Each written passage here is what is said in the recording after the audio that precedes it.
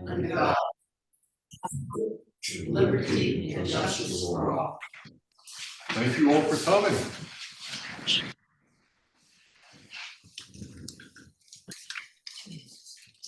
Do you want to lean that on something? Just before we start the meeting, there's several people on the Zoom meeting. Can you please mute yourself? And you're certainly more than welcome to put your video on if you'd like. Okay.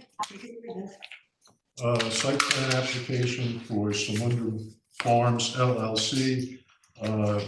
New information has not been submitted yet, so I'll make a motion to adjourn that site plan application to the March 20th meeting. Second. All in favor? Aye. Let's see. My topic. John V.K. Halsey, the founder of the Peconic Land Trust, was kind enough to meet with me for an hour and a half, and he gave me the history of easements, preserving farmland, farming, and other natural resources. The reason I was interested in this topic was that I look around the town of Southampton and some of the other communities, and land which has been preserved is being used for things which I don't think we want in Sagaponack. And I was curious if there was some way that we could promote people maybe selling easements to the land trust, or getting the town through the community preservation fund to fund buying easements, additional easements. The original agricultural easements way back, I guess in the 70s, 80s, were very simple things which where the right to put a house on a piece of property was bought off. And the assumption was that it would continue to be farmed. And my own feeling is that we'd like to have it farmed as vegetables, not tree farms, not composting operations, not sod farms, all which kind of destroy the natural resource or create a nuisance in the neighborhood. All those things are protected under the state ag and markets law.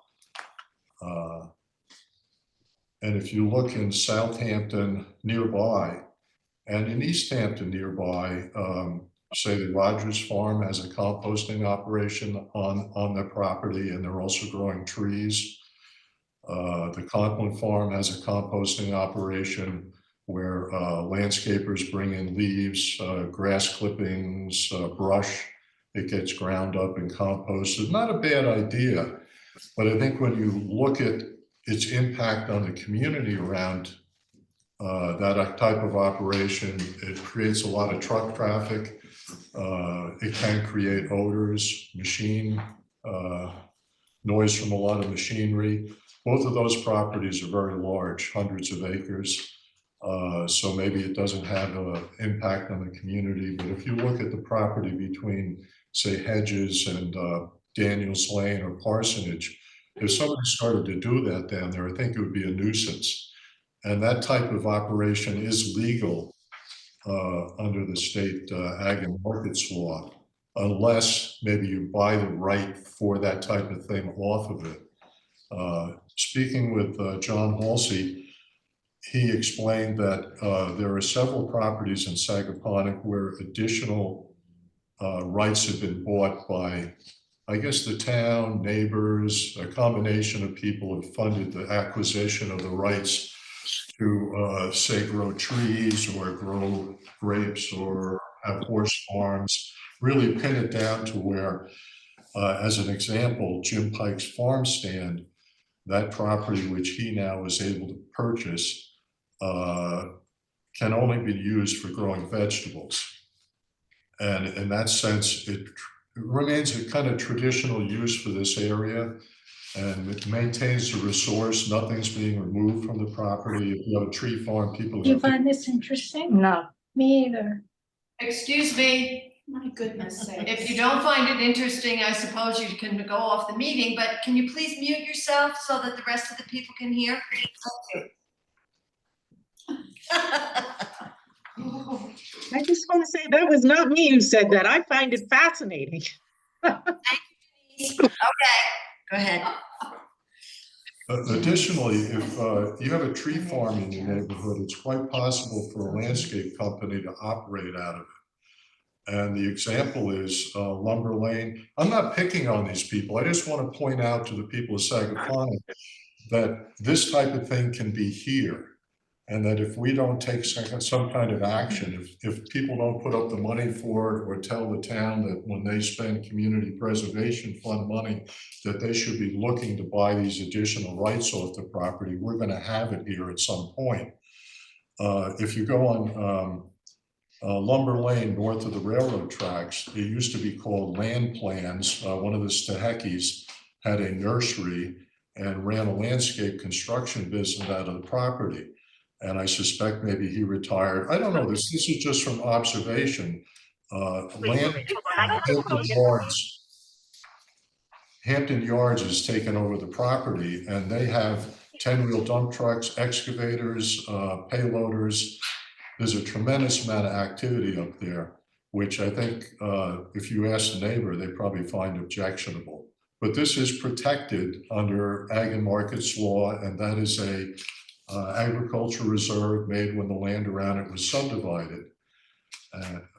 I'm just I'd like to use this board as a platform to make people aware before it happens here on a large scale that maybe we should promote the idea of people selling additional easements if they're willing. I think it's a good possibility, and the people around those properties might want to contribute to obtaining those easements, additional easements. I know I hear complaints periodically about the tree farm next to Peters Pond Lane, that the views there have disappeared. But actually that is kind of a benign development so far because they're not digging up any trees, they don't have truck traffic. It's something to look out for in the future. Enough of preaching from my podium. Next up, the minutes from the December 20th, 2023 meeting. I got to look at them, they seem okay. Anybody else have comments on them? I thought they were okay. I'm not the best proof or looker, but they look fine. I'll make a motion to accept them I'll as second. printed. Mhm. All in favor? Aye. And January 17th minutes? I'd say the same. Have a Second. look. Yeah, Second. okay. I'll make a motion to approve them as they are printed. Yes. Great. Carrie will do the town police report next meeting. Great. Okay, So leave her name. our representative from the cell tower company.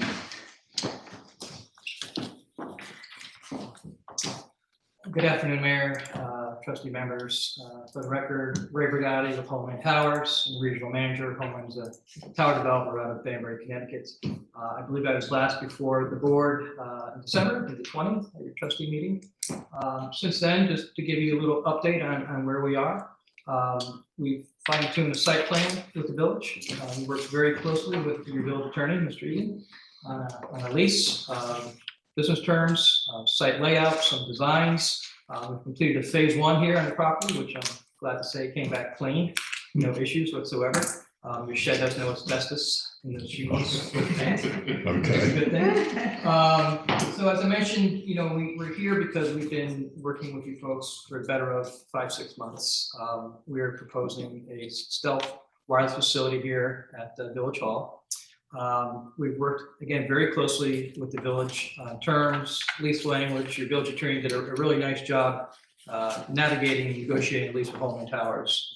Looked out for your best interests. I think we're at a point where we have final documents, and our hope and goal is to get this ground lease signed with the village and let us do our job, which would be then moving forward with Verizon Wireless, who would be the anchor tenant on this project. As far as getting it to a point where we could then come back before the village through, if you entertain a Monroe balancing test, we would come back before you folks in March and get that ball rolling. I know last time I was here in December, there was some sense of urgency by some trustee members. asking how quickly could we move this project forward, being sensitive to the tourist season, to what goes on with the beaches, lack of public safety in the area. And we're ready and willing to move quickly, and so is Verizon. So we're hopeful today that we could move forward on a ground lease, get it executed between Homeland and Village, and then go forward on the zoning materials with the Village. We have a lot of people on Zoom and people in the audience. Sure. Verizon would not be the only carrier on the tower. They would be the top carrier in the coming down, because I'm sure a lot of people are saying they might not have Verizon, they have a different carrier. But you would have up to, I'm just repeating what you said to us before, correct? Yes, we design all of our facilities to accommodate 4 wireless carriers, be the likes of Verizon, and you're right, they would be anchored to the lead on this project. AT&T, T-Mobile, and Dish Wireless is the 4th carrier. In addition, we would make the site available to the public safety folks. I have spoken to the consultants for both the Bridgehampton Fire District as well as the Southampton Police Department. They're gathering me some specs on what they would like, but they have expressed an interest to place some equipment on facility. And the agreement that we have with the Village, that they would be able to do that at no charge. We would get the space on the tower as well as at the base of the facility. And just to recap for some of the folks in Zoom, we are proposing one of 2 structures here, be it a stealth flagless flagpole where the antennas are concealed within canisters that would be 100 feet tall.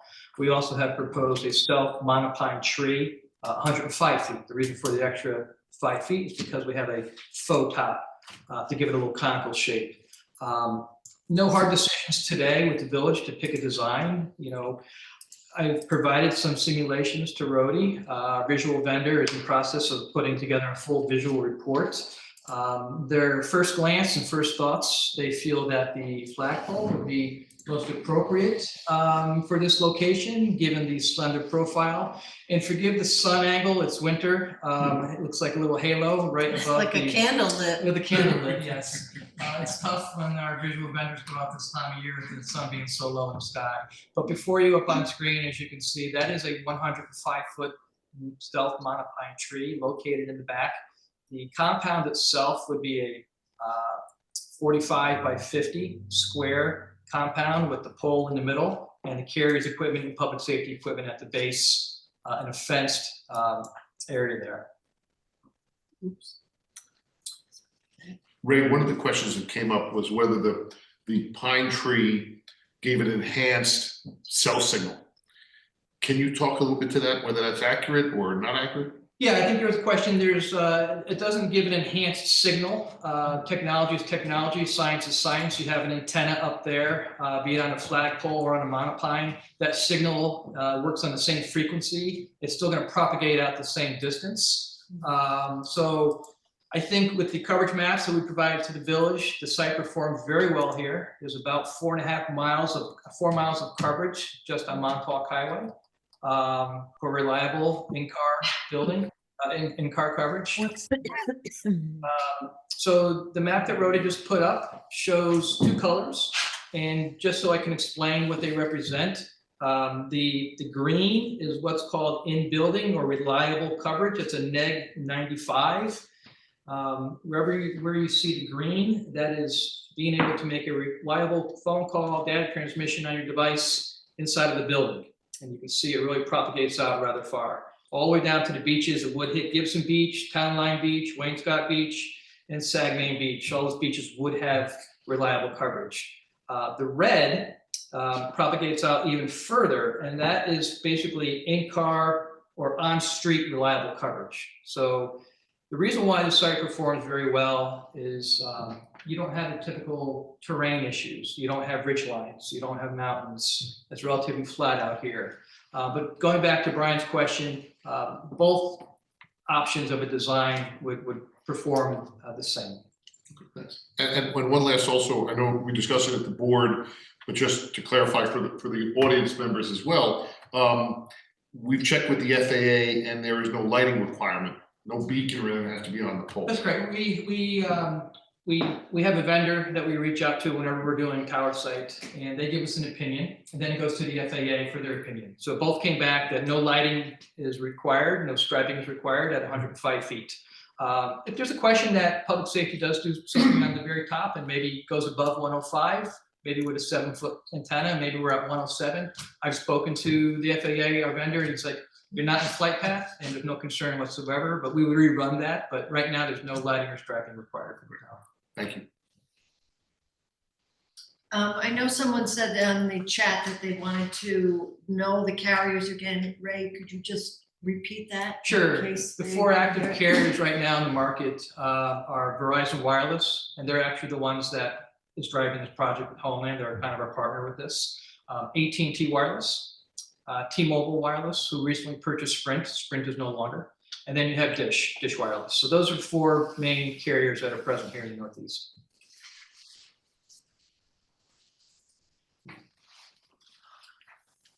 Any other Is there questions? fiber going to the tower?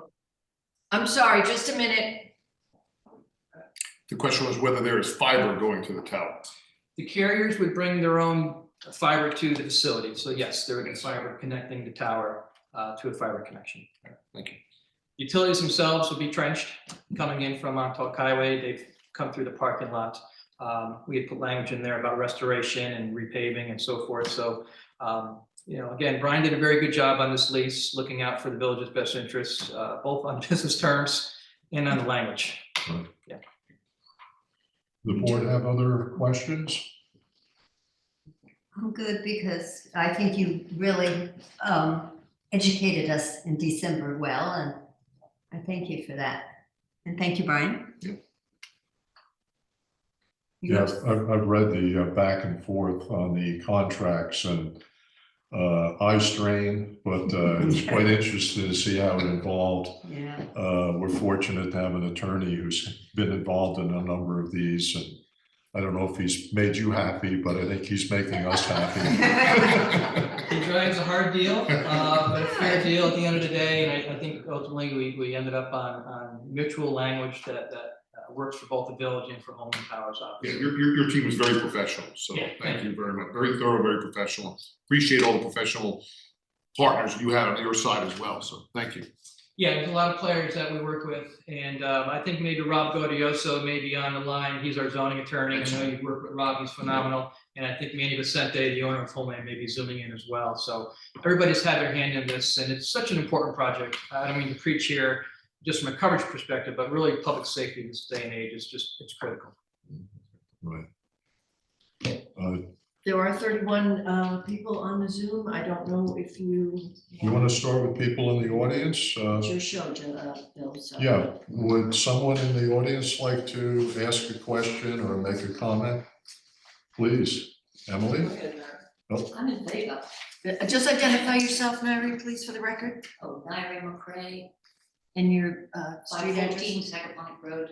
Thank you. Emily? Well, I just wondered where the patchiness is. And that's because Emily Aspinwall. Aspinwall, 304 Sagamore. Thank you. Because I have Verizon service that's excellent in the village, and where is the problem? I'm a little unclear about that. I'm not against it, I just don't understand. I'm not that far from your house. I'm on Gibson. I only have service in the front yard or in the front of the house. And is that Verizon or AT&T? AT&T, but even my other part of my family, you know, other people in the house are saying the Because I same had a thing. lot of problems when I had AT&T, Yeah. and when I switched to Verizon, I had no problems. And I just-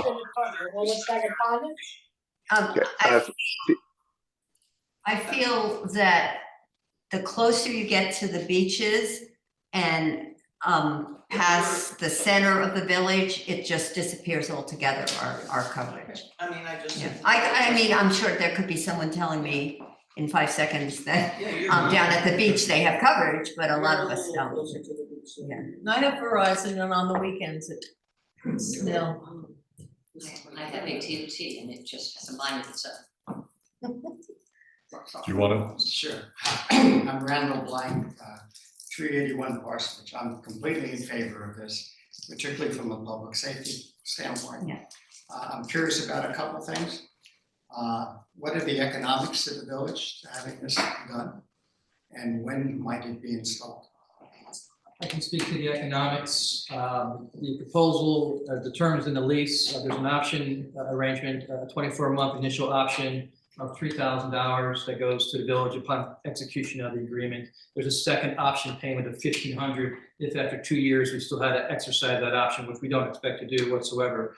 The real meat of the business terms is the rent, and the village is guaranteed a minimum rent of $2,200 a month, or 40% of the gross rates of rents that we take in. There's a 2% escalation built into that annually as well. At the end of the day, over the term of the lease, which is a 55-year term, it's a 10-year initial and 5 9-year renewals. This tower is going to produce revenue for the village in excess of $6 million. Nice windfall, obviously, for the village. In addition, we have written into the contract that there's a dilapidated shed that you have in the back here that's really seen better days.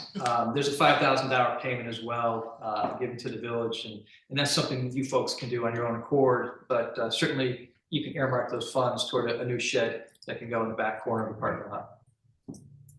Maybe you should find a place for a second tower. And then to answer your question on the timing of this,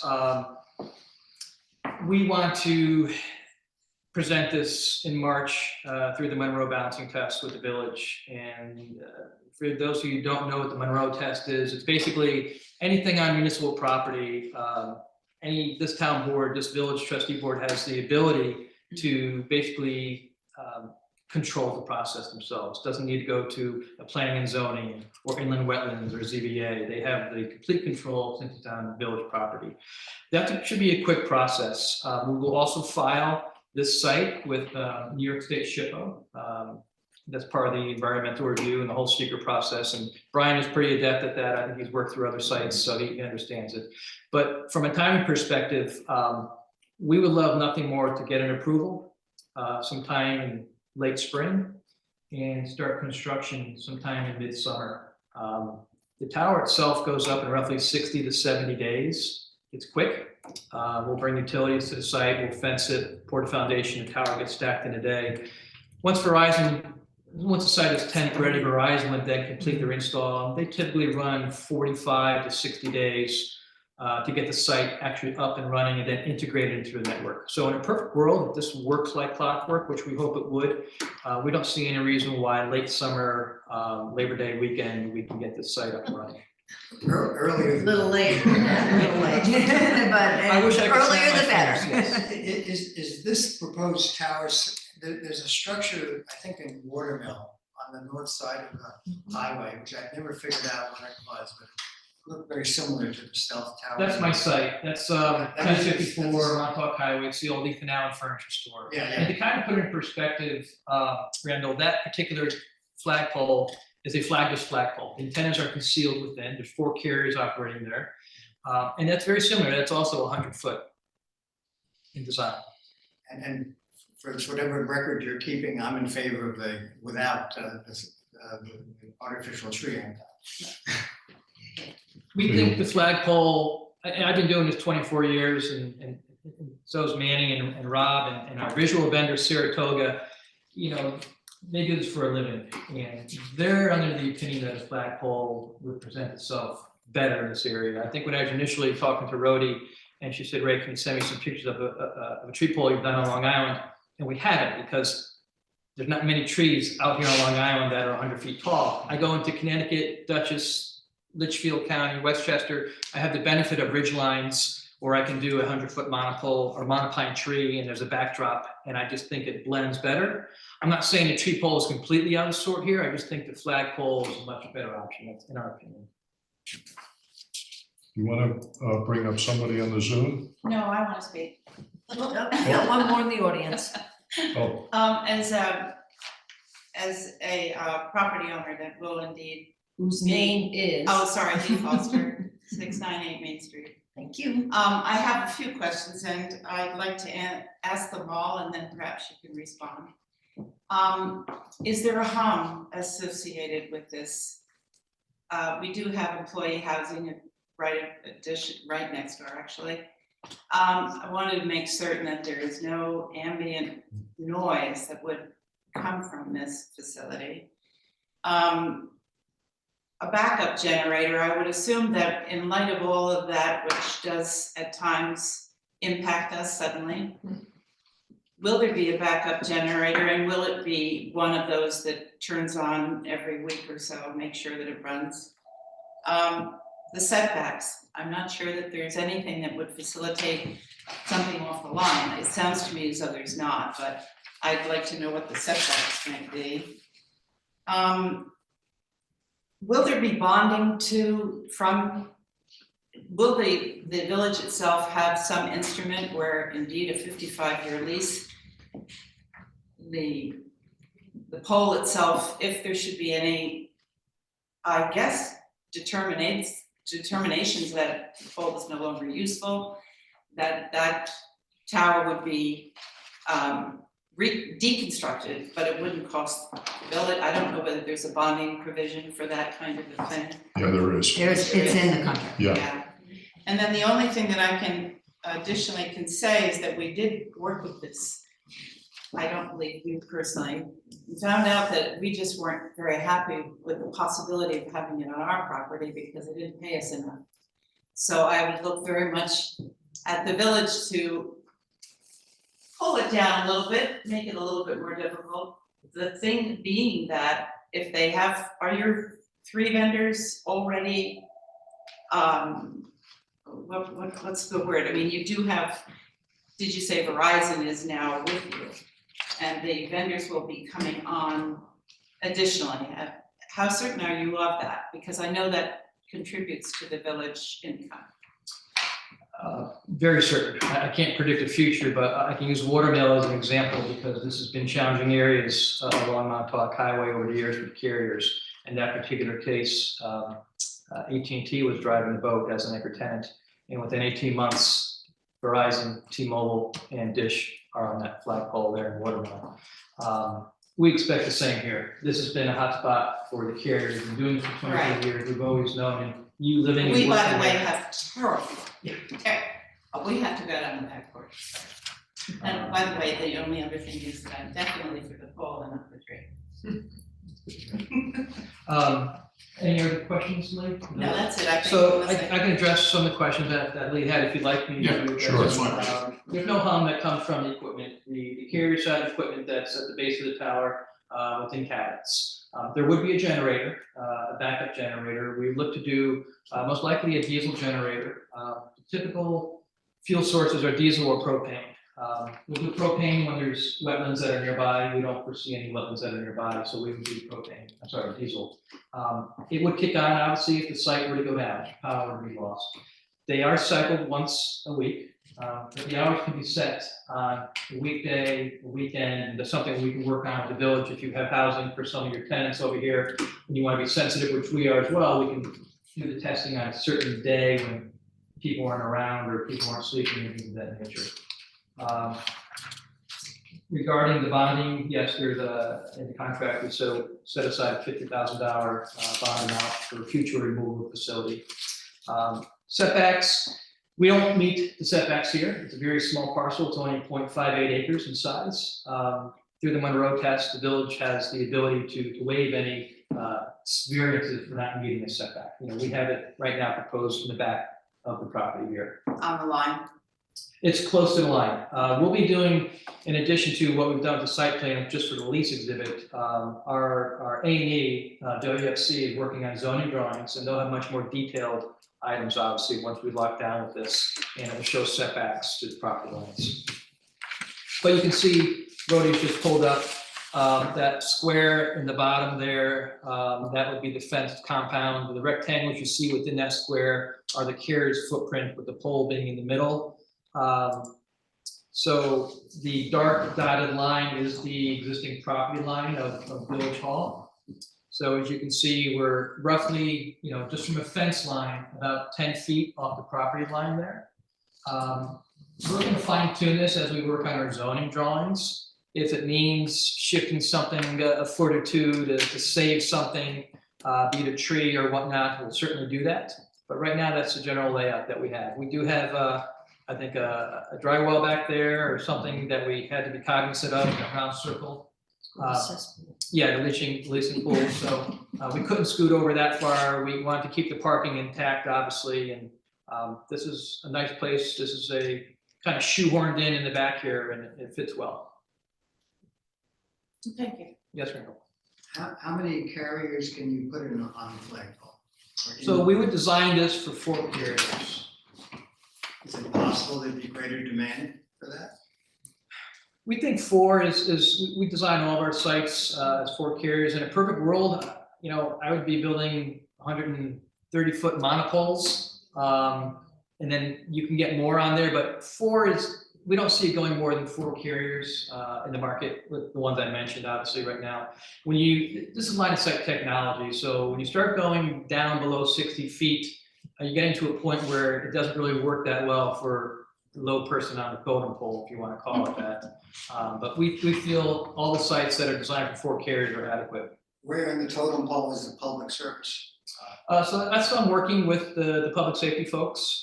Typically, they will put a 5-foot whip antenna coming off the top of a facility. They want to be able to transmit. And my initial conversations with them, and they're fine tuning it, they're going to see if they can work together, both the fire department, the fire district, and the police department, to do one antenna and do a combiner where they both use that antenna and have their own separate cabinets at the base. That antenna be outside the flagpole? It was the outside the flagpole. Yeah.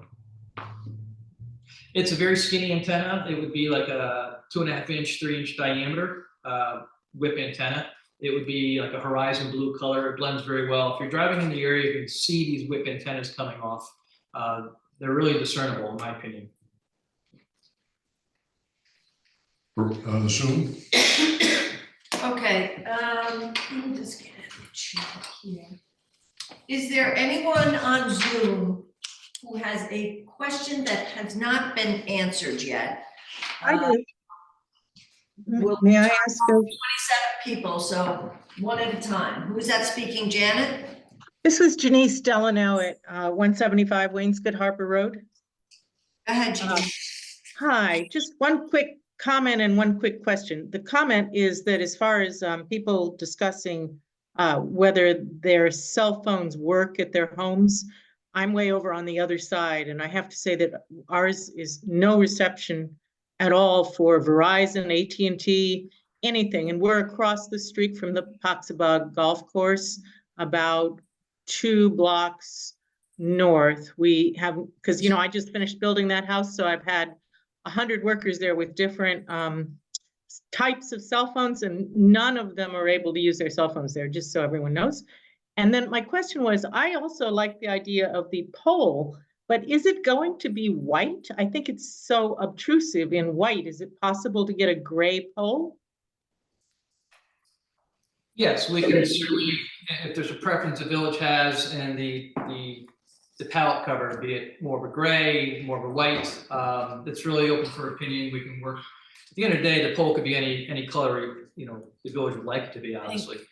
Well, maybe we should have a few designers or landscape designers give their opinions. I myself am something of a designer, and I would think that a natural color, a dark gray would fit in, or medium gray would fit in much better with the rest of the landscape.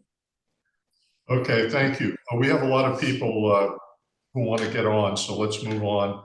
And if someone has a question that's already been answered, maybe hold it.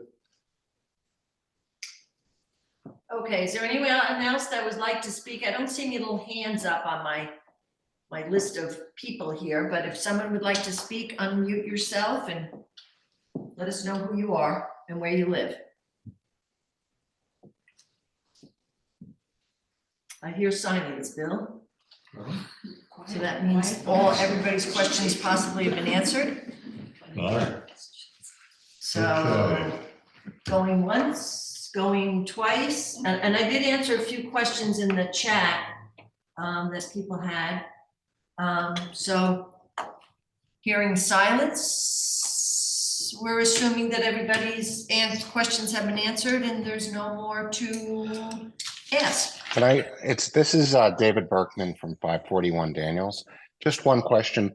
Does the village have the ability to sell their interest in the ground lease or in the lease stream that comes out? Happy to answer that. Sure, go ahead. Yes, it's, Homeland would have first right of refusal in the ground lease, meaning what we find as a developer, once a tower is built, you'll have companies coming out of the woodwork offering to buy the revenue stream of that tower. Oh, And as if the village has an annuity or has a lottery ticket. That tower is worth X over the length of the contract. Or the landlord can take a lump sum payment up front. And what I mean by that is, let's say the next year and a half, there's 4 carriers on that pole, and now it's generating a tremendous amount of revenue. The village may say, well, we want to take a lump sum payment up front, or we want to use that payment as collateral. We want to get any financing for a project. So the village is in a nice spot, being the landlord. We can do a lot with the lease and the revenue. I recommend to my landlords, if you don't need to sell the lease rights for the revenue, and just take the monthly check for the revenue stream over the next 55 years. The first right of refusal is if somebody came to the village and said, we want to buy the lease out. Homeland Towers would have first right to say, okay, you're being offered $800,000 for the revenue stream. We want to be able to say to the village, we're going to write you a check for $800,000 first. And the reason for that is there's a lot of sharks out there that want to basically get the ground rights underneath the tower, and then they hold not only the developer hostage, but they hold the carriers hostage, meaning let's say the carrier has to bring in an extra conduit down the road or something wasn't foreseen, and they will basically have their hand out, make it impossible and really hold people hostage. We're not there for that. We're a partner with the village. We want to make sure this works for public safety, for everybody involved. So that's why we have first right of refusal. okay. Can you also just reconfirm what percentage of the incremental rent stream is going to the village? I didn't. Sure. So 440. Yep, the rental stream is written as the greater of. So there's a minimum monthly rent of $2,200. And let's say the revenue grows where it's more than $2,200, it would jump to 40% of the gross rents that Homeland receives on the tower. And we really expect that with the second carrier to come in, the rent would jump up. Terrific, thank you. Anyone else? Yes, can you hear me? Yes, go ahead, Linda. Just identify yourself and where you live. Okay, Linda Frankie, 128 Fairfield Pond Lane. My question is, why is it gonna take so long? Everybody wants it soon. Yeah, Labor Day is really ridiculous.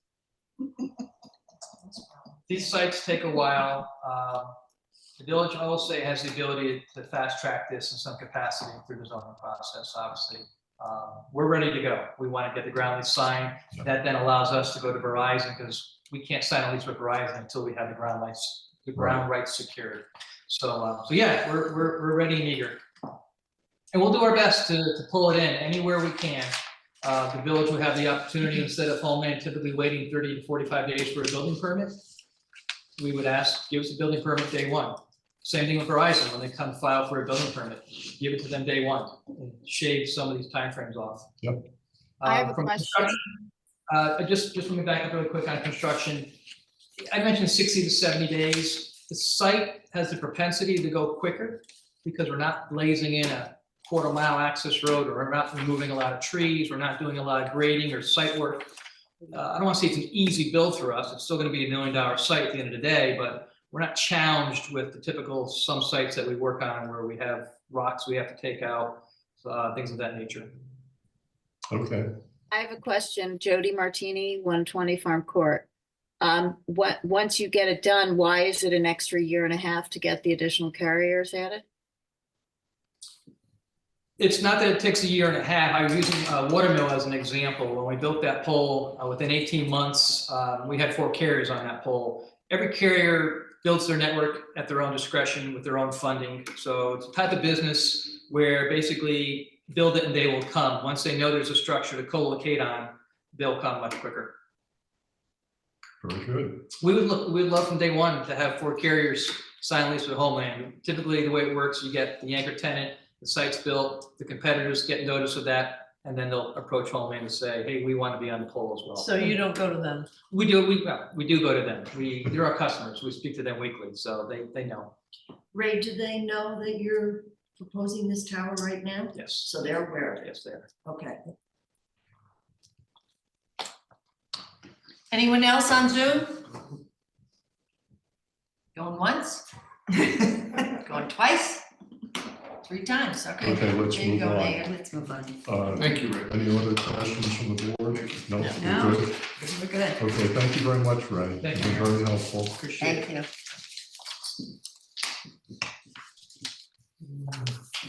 Secra?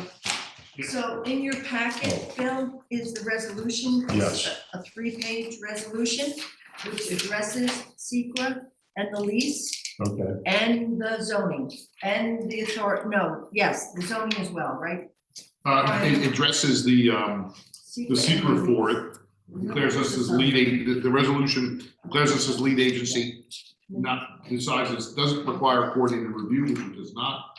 And that this secret is only limited just to the option and the ground lease approval. So that's step one, is the resolution under secret. And then the second is the approval of the lease agreement. okay, do we have to read this whole thing? No. Okay. Can you deem it So as the read? Say that for a second. the secret resolution I will deem read. I'll make a motion to accept it. Second. All in favor? Aye. Aye. Okay, So that also, just so that we're clear, that authorizes the mayor to sign the lease, which will be signed and then put into Ray's hand, in which case they can move forward, Linda Frankie, so we can get this up sooner rather than later. so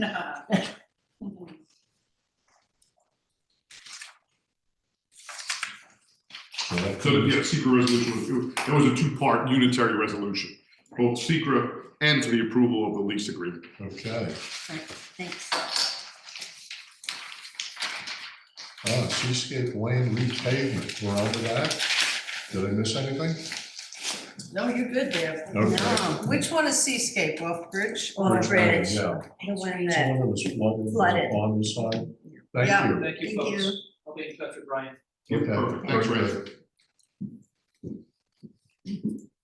I think it's a great idea to do Seascape. We've been discussing it in the fall. And we've also had problems with Seascape so long that I'm sure our road deterioration is. Is that Yeah. because of flooding? No, I think it Construction. may have gone way back to the original construction of that. It was Yeah. done like in 1963 when I think the subsurface, a lot of these roads wasn't as good. Plus, it hasn't been paved for at least 25 years. Easy. So it's pretty old. But is there a flooding issue? Well, I don't think there's, if you just There's hold a, on 1 uh, second. in the engineering, he's proposed some additional drainage, which Rhodey and I kind of think may not help a lot because some of it actually, when the pond is high, it comes right across one guy's yard. We have a drainage easement across his yard, which works both ways. If it's just rain, the water goes into the pond.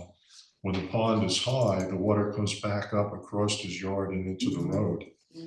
So, In previous years, we cleaned up that section and established the planting better in there. yeah, there was, Couple we years had a back. Bennett drawing Yeah. of drainage that was put in. Yeah.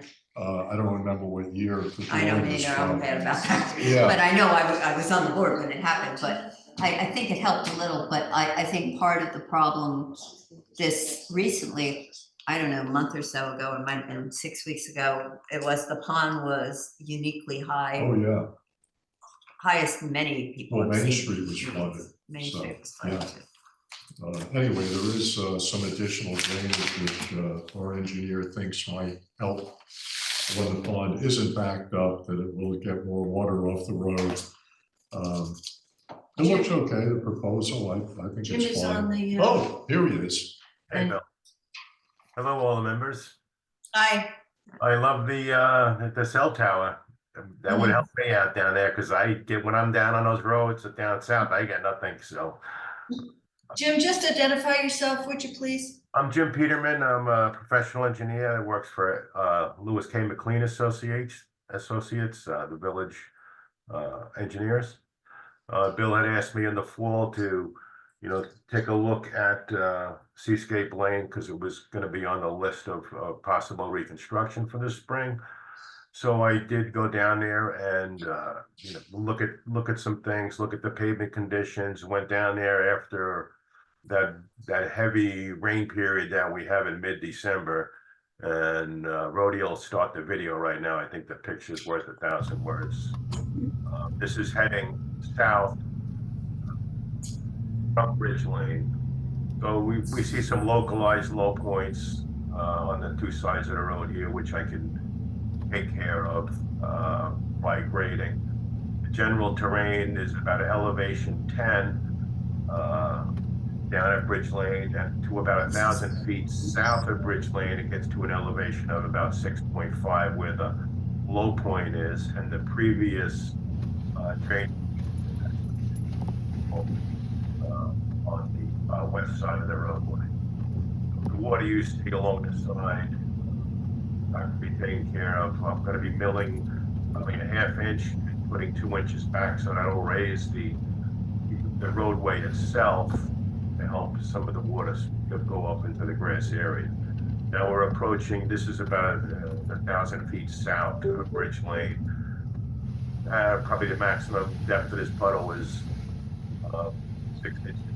But this puddle, or flood you might say, does last a long time. I don't know the direct correlation or drainage or grading from the roadway to the pond. But Bill and Rhodey both had told me that this, when the pond elevation goes up, it actually floods this road, but I don't, when I went down there like 3 days later, there were still large puddles down here, not to that extent. So I wanted to try to get rid of this water more quickly by installing some leaching bases, perforated pipe, and some gravel areas underneath these leaching basins. The drainage improvements that you talked about before, the ones that Drew Bennett had drew up, there was a test hole on his plan. His plan was dated as December of 2014, so I expect the work was probably done spring of 15. It was actually a test hole done that gave the gradation of the material subsurface. And there is a clay layer that extended to 6 feet below grade. The drainage that was installed appeared to pierce that. So the drainage that I'm going to be designed to put in here is going to pierce that. It's going to go down 8 feet deep, to pierce that clear layer, clay layer, into a sandy material to help dissipate this more quickly. Sounds right about now. It was Brody, can you show pick those two still pictures? Yeah.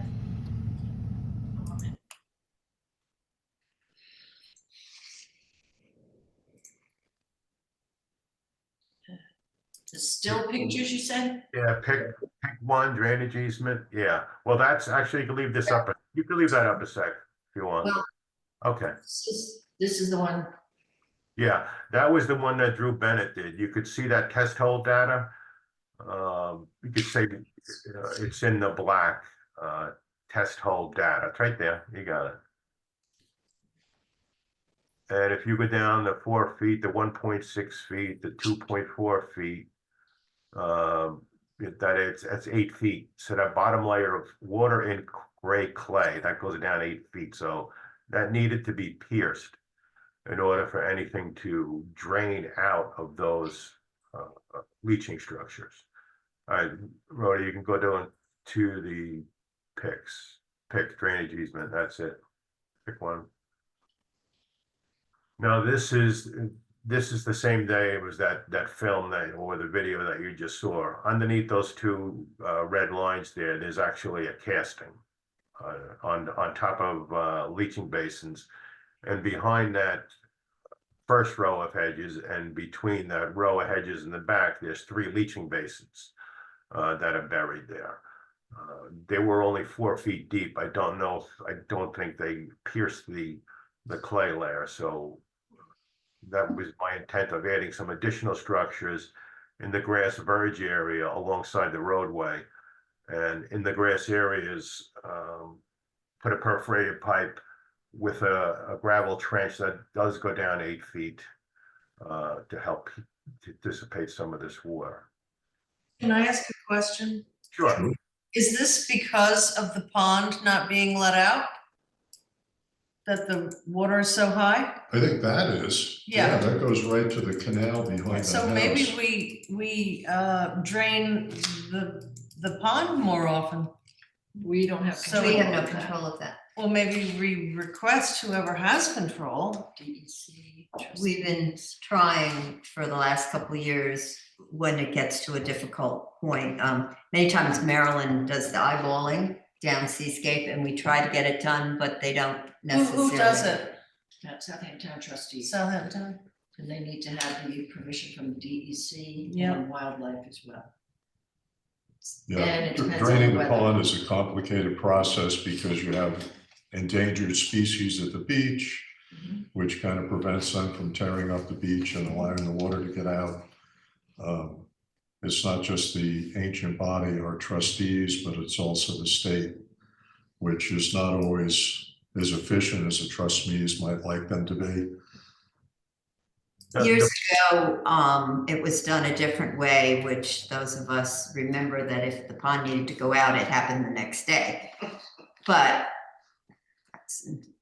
showing how old we are, initially, as you said, that's not. At one time, there was no state DEC. Yeah. So, but I think the drainage he's talking about will take care of normal rainfall better than what's there. I mean, his comment that, well, Rhodey was questioning me about we were going back and forth about going through the clay layer, that we we're kind of afraid that water would come up. But I don't think that's going to be a problem. I don't think the groundwater level gets that high right there, but we'll find out. Well, when if the groundwater level gets that high, there's really not much you can do at all, except just raise the road completely. Now, as far as the water coming in from the pond into the road, or the road water going into the pond, I just don't have enough information of the terrain between the two to make that determination. Can I? Yeah, I could send a survey crew out there and pick it up, but No, I don't think we can do that. Now, the area that you see, this is not this plan that you see before you was just my sketch to try to get a construction number and get an idea what we're actually doing out there. So there will be a plan drawn up and a work order given. There was a question before. God, what it was. What you see there in blue is I tried to represent the puddle that was out there. That's that blue shade that you see on there. Oh, that was what it was. There was a question about the deteriorated pavement. There's about a 350-foot section of the roadway that lies in this ponding area where we have the worst pavement failure. And that's due, I believe, to the water sitting, in this low area in a freeze-thaw environment over the winters, expanding and contracting the subbase underneath and making this area fail. The remaining pavement on the road is actually in pretty fair shape for its age. So there wasn't planning any type of full depth reclamation or pavement repairs on most of the road, except for the 350 feet, around this low point where the pavement is in pretty bad shape. I did check with all the utilities, gas and water on the street. None of them have any plans to do any betterments. Electric grid is on poles, so there's no underground electric except for the services. So we should be in good shape. Can I ask a question? Sure. no. Oh, no, okay. Let's see. I think we should go ahead with it. I mean, it's an old road, and the very first section, as you say, isn't that bad, but we're gonna do the whole road at one sweep. Yeah. The back 2/3 of it is pretty beat up. Mhm. Yeah, And we've discussed it for quite a period of time because we were thinking at one point of doing it last fall and we did Right. other things. So we have put it off. So it's time I not to. think, I mean, our worst road is obviously Town Line Road, Yeah, but the town of East Hampton, in their wisdom, is not interested in paving at this time. And if we do this project, we still have plenty of money if they turn around and decide it's not like it's gonna short us. We have a pretty adequate capital fund. So we can do this and we're still in good shape to do other projects. Can we authorize this now? sure, I'll do that. Okay, I'll second it. All in favor? Aye. Thank you, Jim. And just so everyone's aware, I do have it up there. This is the estimate on the paving, about 259,341.10. And Jim, correct me if I'm wrong, there's another 17,000 for the engineering services, correct? Yeah, that was for the final design and the construction administration and inspection during construction. Okay. Thank you, Jim. You're welcome. We'll get on the final design now then. Okay. Do you want him to hang around for Gibson Lane? Jim, can you hang around a bit? The board wants to discuss Gibson Lane. Okay. Thank you. Yeah, okay, yes, no problem. Do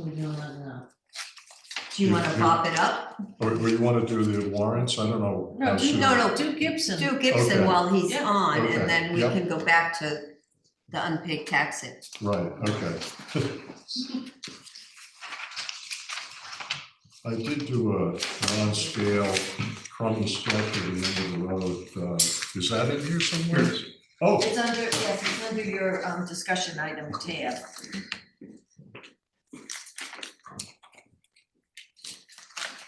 there we go. And that is not to scale, so it's kind of out of whack, but there are some dimensions on it. So we're looking at south being at the top. Yes, That's Yes. With the o- existing ocean, direct gate. Right, yeah, the gate to the ocean is up there.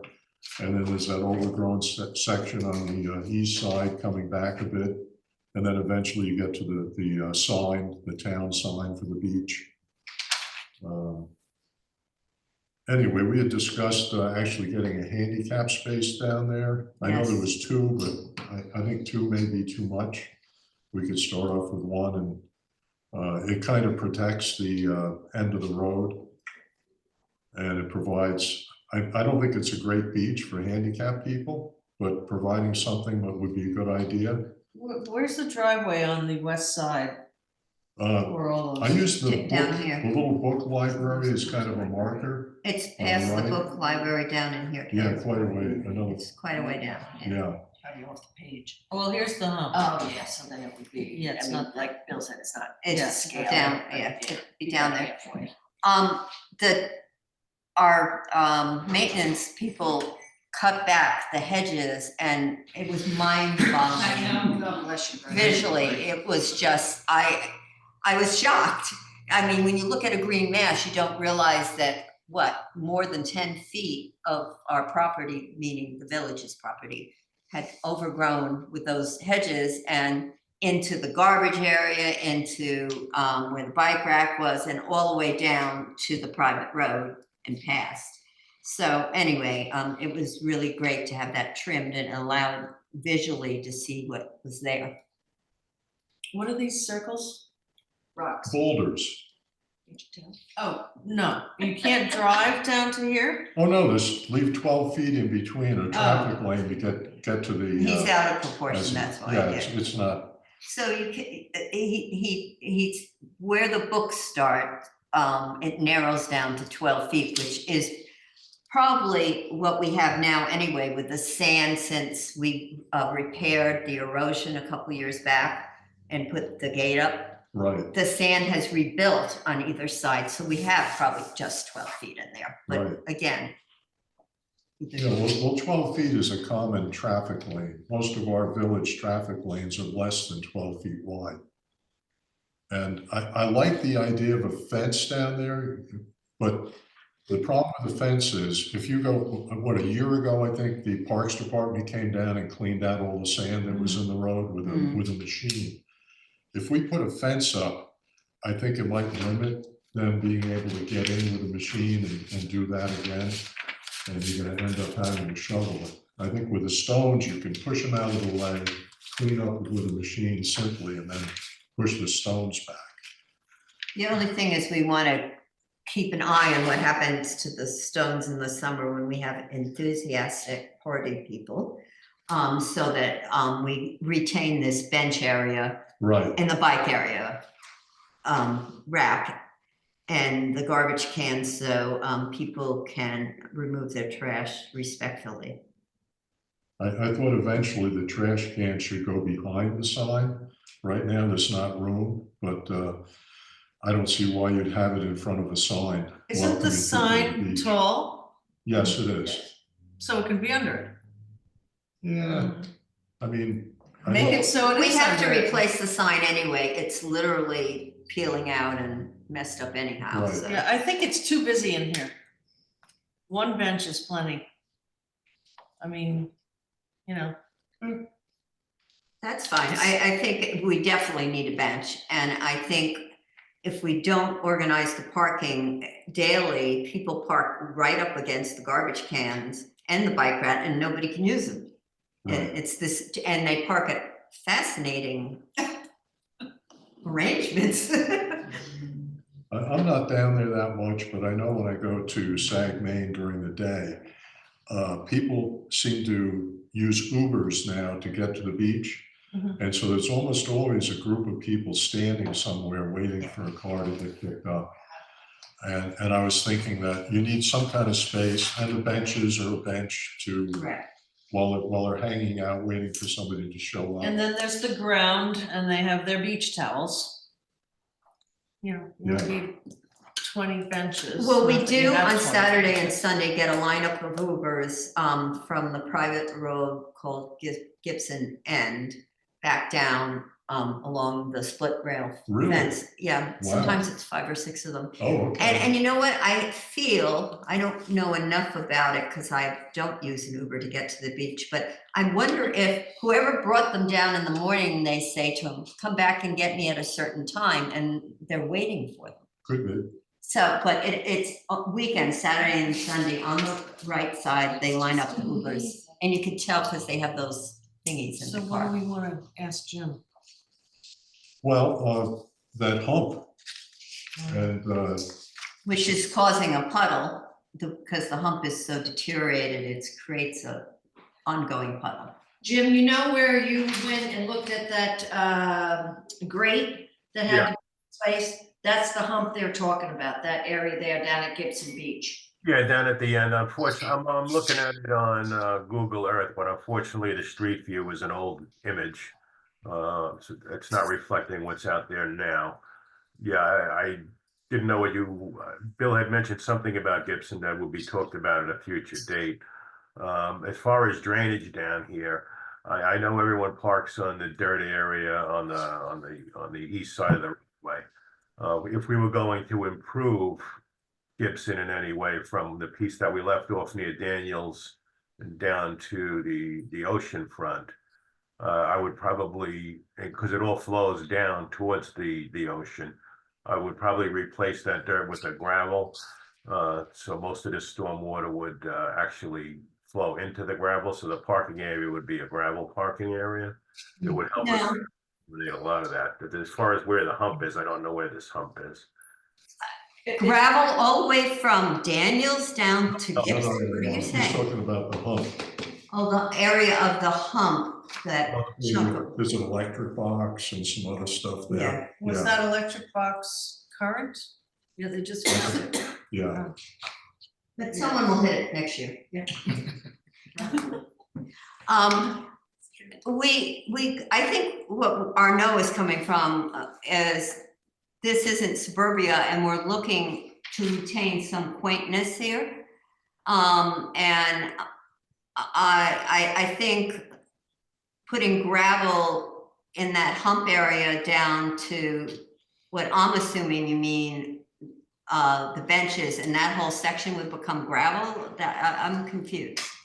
Well, I don't know what this hump area, I'm looking at an old street image, but the east side of the roadway, south of that first big driveway there, or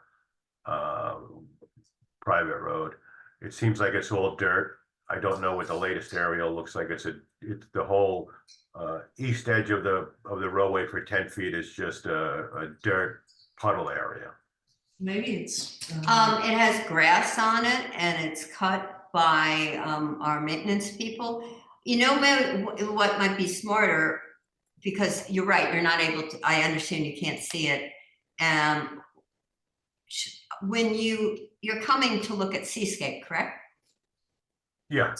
Yeah, so maybe we should revisit that once he's been able to see. Because he's Sure, saying this yeah. is dirt and we know there's grass there and grass here. Well, he means it's not paved. Well, maybe it is paved. No, it isn't. No. No. It's grass. I It's thought I had a photo. I had a photo Yeah. because there's an electric Mhm. pit there and the lid was bad on it when I Yeah. went down and looked at it. And I had a photo to send off to get the thing fixed, and I guess I deleted it already. So I can't show you, but when you get to the last driveway on the left, as you go to the beach, the east side, right past it, well, I think there's a phone pole, and then there's kind of a hump that people park on. It's just, you know, grass area, and there's a couple of electric boxes there. And I think his thought was that if you, instead of having a hump, you make it flat at road level, but don't pave it, that you do gravel so water can go in there. Yeah.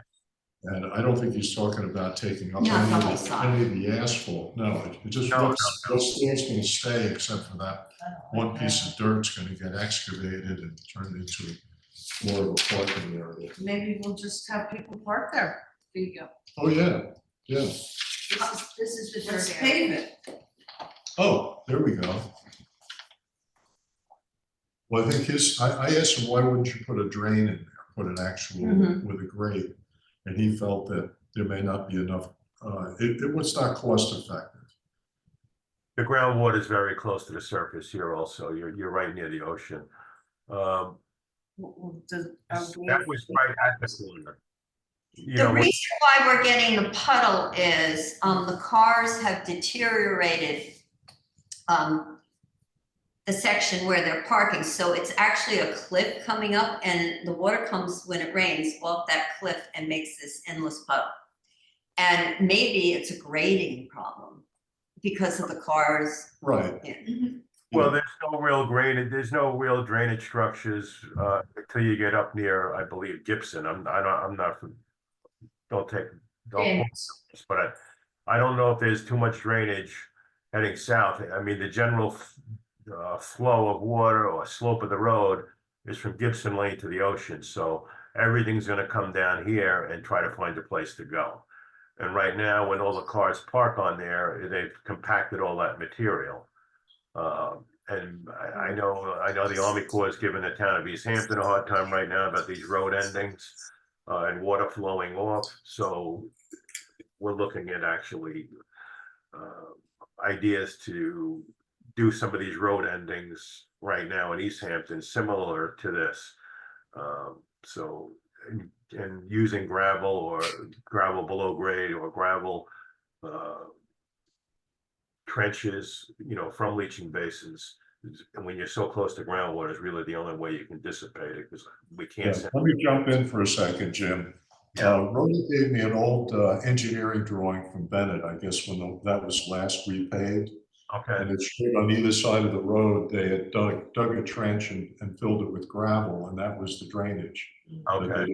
It didn't really do any structures, but I think, I can't remember, is that 2014? Do you remember? It was a Rhoda? long time ago. Yeah.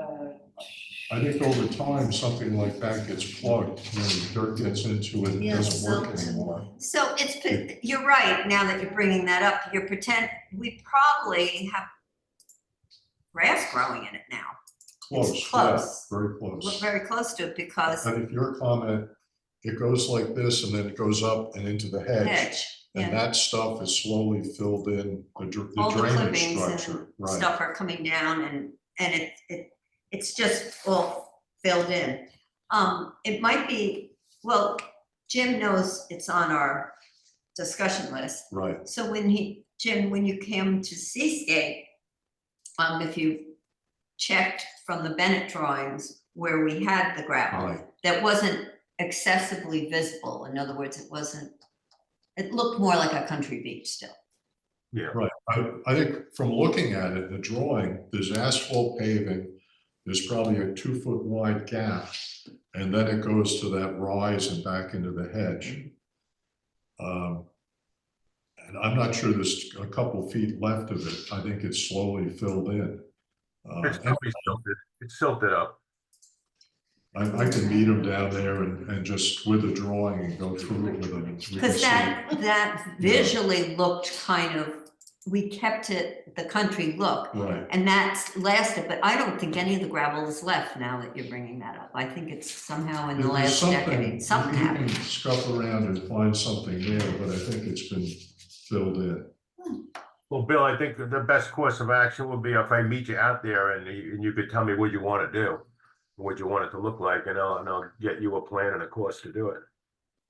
Okay, You want to address the stockade fence while we're on this? yeah, just an opinion. I mean, I don't think we're gonna sign up for it quickly. If they're gonna do any work down there, we don't want the fence up first, because they might damage it. Okay. Yeah, it'll make it difficult. Okay. Any opinions about the stockade That's fence to fine. hold the hedge back? It's fine. Look, I went and looked at the one at Town Line. It was fine. And what was neat that they did, you know how I'm always saying is people, when they park for the beach, run into the conduits and then Right. we lose our phones and our Optimum and everything on the road. They had a little wooden, it was like, I don't know, a foot Mhm. up. Kind of, you grab your bumper, wake up, you're not backing up anymore kind Yeah. of thing. And, but it was wooden, it looked really nice next to the stockade. Mhm. It was a good visual. Yeah, Plus, it might stop them from hitting the boxes we have down there, the electric and whatever's in that stuff. okay. Well, we have a direction to go in and we'll churn along at it. Do you need me anymore, Bill? Nope, thank you very much, and let me know when you're coming out and I'll meet you there. Very good, Bill. Will do. Okay, thank you. Thanks, Jim. All right, bye-bye. Bye. And I'm pretty sure I still have a copy of that Bennett drawing, but, I don't have an electronic. yeah, I have a okay, folder. yep, no, I Yeah. got you. Yeah. Uh, That did visually look Yeah. it's- country-ish or You whatever. don't, you don't know what's there. There, and Which the is nice. fence on Town Line, that's not our fence, but that looks also like it belongs. So on this picture, where was the gravel put? Oh, it's It's up in here. It's over Yeah. in here. yeah, it's on And both so then you sides. could see gravel? I Yes, when could it was. drag my foot and feel it. It was when it a was kind initially of coarse, installed. dark, blue stone. Yeah, I don't like the idea of gravel down at the beach. We Well, it was a couldn't French see it drain. really, it It was a wasn't. French Oh, it was a French drain? Yeah, Yes. French, we Yeah. couldn't really see it, Okay. but I feel like it, particularly the way the hump is all, I think it's filled So in. you're saying we have a puddling problem down there? The last heavy rain, I was down there just after that, and water had started to run off the What end if of the road we again. hump the middle of the road so it just goes off into the beach? Well, that was the problem, right? No, it made the cliff, we had that cliff going in, the road up. The erosion. the erosion on the beach was horrible. No, if you have the middle of the, oh, all right, I see what you're saying. People couldn't enter the beach, it was such a cliff. So Well, they we tried. solved that problem. We don't want them falling off. And then we did have that one pickup truck that went to the end and slid too far and was nose down, Oh, sticking straight up. There was a Mercedes that did that too. Yeah. So, you know. There was a Jeep that got stuck in Sag Pond last week. Oopsie, really? You saw it? Oh. You've got. You can't common Yeah, sense train people, right? Okay. right. I like your drawing. Let me know enough ahead of time for the bench so I get the donations, like if it's Oh. 2 or 1. Let's do Okay, the warrant yeah. on that. Only because summer comes and Yeah, whatever, we wanna have it for summer. Okay, Bill, you got a half an hour to finish, wrap this meeting up here. Okay, so we need to certify unpaid taxes. That'll be the first thing. Brian, do they actually have to do a motion on that? You know, Ask that question and I'm not. over yeah, the I years. just always do it. You know, Just to usually the cover. assessor usually certifies it, but if, We don't have- right, you're the clerk and you're the Yep. board, you can't be wrong. That's right. But you're probably not wrong on this below. Nobody's never. Right, although for the record, We love her. that's gonna be the smallest Thank you certification. for We that. love her. Okay, this is the smallest, it has to be one of the smallest certifications I'm allowed. It's incredible. But that's okay. This is high. This is high for us, by the way. Yeah. I knew she was gonna say that. I looked at it and I went, oh, Rhoda's upset. Sometimes she can say she only has one person that hasn't paid the taxes. This is more than one. One that hasn't paid. Right, there's definitely a repeat, a frequent flyer on there. Yes, we do have a freaking flyer. So there is the input taxes remaining $3,235.30. If I could just have a motion to certify these unpaid taxes. I'll make that motion. I'll second it. All in favor? Aye. Thank you. Just sign it. The Bartlett tree thing, is that something that we need to vote on right now? No, not at all. Okay. But this is their annual, I just wanted to make sure that you wanted to go forward with it again.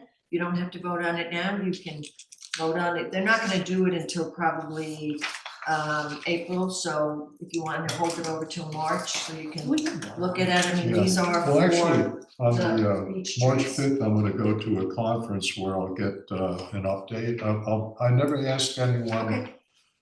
This is Bartlett saying that they're doing something that's effective, but I never heard from the other experts in the business if they agree. I mean, Bartlett is a leader in this stuff, but then again, I would be interested, and on the 5th, I'll be at a place where you can talk to additional experts, so.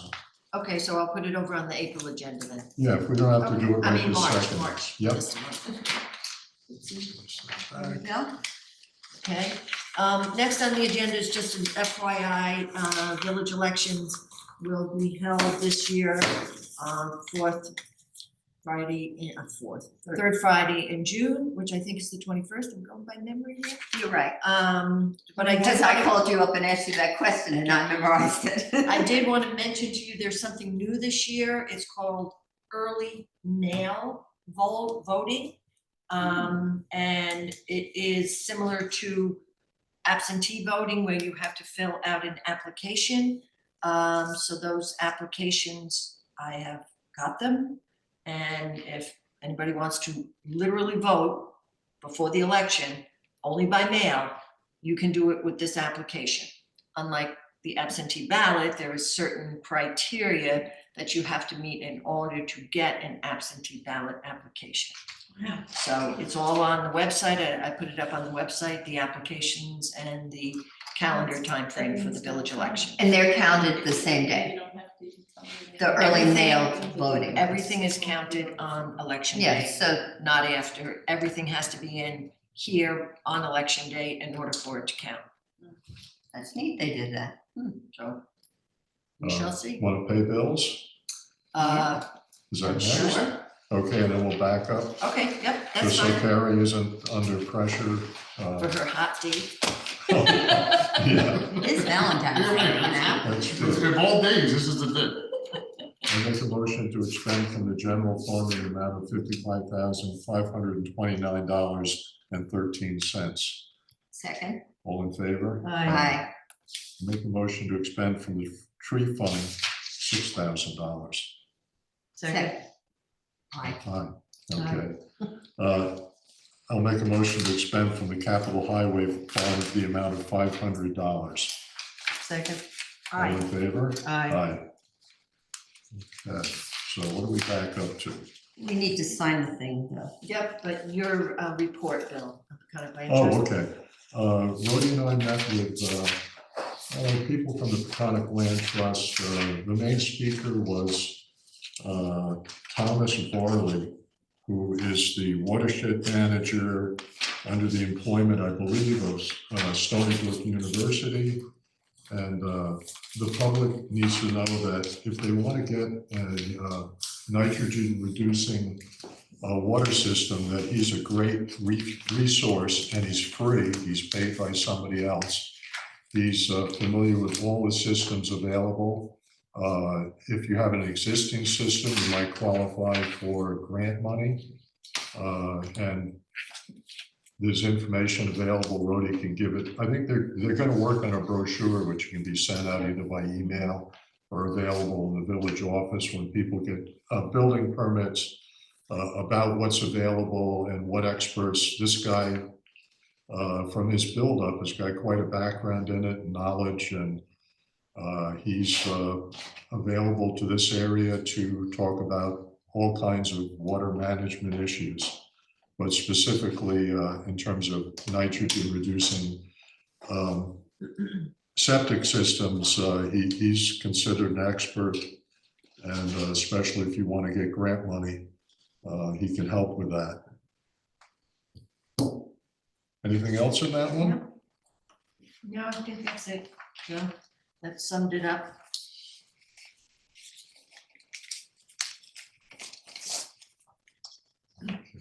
And then the other thing you have on the agenda is the Sagaponic welcome sign. Ah, Carrie, We're working on it. Carrie and I have Okay. been talking, we're working on it. And Maryland. In Maryland, and, And you three don't meet together, correctly? no. We haven't Oh, been no, able to. we haven't been able to. You We can't. We can't. We haven't, we've been doing Carrie and me, or her and Good answer. Maryland. Full compliance. So no, we're under compliance, but if anybody has a cute phrase that would go on the sign, we've been working with that idea. Carrie had a good one. Tell them, Carrie. Oh. No, I'm not telling him that one. But anyway, you know, sometimes the phrase when you go into a Right. new village really kind of grabs you. So I I'm don't know. trying to think of one that I would know. What comes to mind? I had somebody say, enjoy the view. Slow your roll. Well, yeah. I like the slow you roll. Enjoy the bumps. Enjoy the what? Enjoy the bumps. Oh, there you go. That's a good one. We were talking. Enjoy the bumps, the speed bumps. Bump along. So initially, we talked about agriculture, what else? History, historical, and now the bumps are there. I don't know. But sometimes you get a person that can put 3 words on that grabs you. Like drive carefully through our historic agricultural village, but I mean, something like that. But what ones come to mind that you know that you think? Wait, are sometimes you're effective? just, I don't know, driving along in New Hampshire or Vermont or Oh, something, okay, so you hits don't you have one. and you think, wow, that explains this little How about bit. agricultural historic, go slow? There you go. Anyway, if you get in your car and you pull out later and you come up with something, call Carrie. It's just, Where are you proposing that or? Many places. Well, Bridge Lane, as you come over the bridge entering Sag. Okay. Town Line Road off of Wayne Scott Main Street. I don't know if we're doing one down by the highway on Town Line or the highway on either, I don't know whether it would be Sag Main or Sag Road or both. Right. And then coming up Sag Road after the White Walls. Okay, so There's a few. right. Or maybe we won't do that many. Maybe we'll just do a couple. Try 3. Somebody's gonna say it's sign pollution. Yeah. yeah. The idea was all the great things that have happened in all the last, since 2005. And the great stuff, hopefully more preservation and more agricultural easements and a lot of other things. Hopefully we can capture that in a nice sign. Lee, you're good at that. You do good with poetry and words. Waiting, my phone will be waiting for your call. Oh, Just for brownie points, the last time I went to Gibson, I sanded off a little bit of graffiti. Oh, good for Yeah. you. Thank you. Yeah, my son got a new toy, which is Howard. much quicker getting it done. There you go. So, Howard. And- it annoys me to have people put stupid things Oh, up. I know, and they were so continual all summer long. It would be scrubbed off and they kept coming back. It was like, ugh. And somebody put a sticker on one of our signs, but they had a website on the sticker, so Rhodey called them up and No, there was no. we haven't got a response yet. I sent an email, Oh, but have not heard anything yet. That's I suspect that I shall not. Well, vigilance on our part does help because I would say 5 years ago, or maybe more than 5 years ago, when I used to start collecting those signs people put Oh, yeah. advertising dog catching fences or, they're all over the place. I don't have to pick up hardly any anymore. And when I get someone that puts 10 in overnight, I'm vicious. I call the phone number and I say, you're just putting this on, and the best one was someone put 3 of them on Don's front lawn one day. And the guy said to me, oh, I didn't put it on the mayor's front lawn. I said, yeah, you did. And so initially, and sometimes we drop them by. It depends on how crowded the Thayer's dumpster is. I can drop them by and Rhodey and those guys call too. It's I was really gonna ask you where annoying. you've been disposing of these, all these many years, you've just been taking them into the, oh my gosh. I take them to the dumpster right now. But some go here, because when we get somebody that puts 20 in, remember the safe of the whale ones? That was 38. Yeah, that was out of control, and that came from the Wainscot side of our village where they were fighting the wind towers. That was the worst one to collect. And some of them are really in the ground, and there's actually one by the post office that I'm gonna have Bill get, because he can stand in the back of his pickup truck and get it probably. Somebody must have stood on something or a ladder, they hammered it on a telephone pole. There's no way I can get it. Where is it? On Hedges Lane, the corner of Hedges Lane on the post office corner. Oh. And it's about window washing or power washing, but it's so high up. And you're tall. But I almost think they were on a pickup bed or something to get up there. Holy cow. They're very creative. Do you want to adjourn so you can hit the road? I'm gonna go and you can Okay. still talk if you want. Let's Right, adjourn. We need your to phone to vote is adjourn. Oh, you, Okay. Make a motion to adjourn. second. All in favor? Aye. Okay. Have a good time. Thank you. Thanks for being Where you here. going, Carrie? Philip Hall, old school. Oh, really? School, right? Old school, but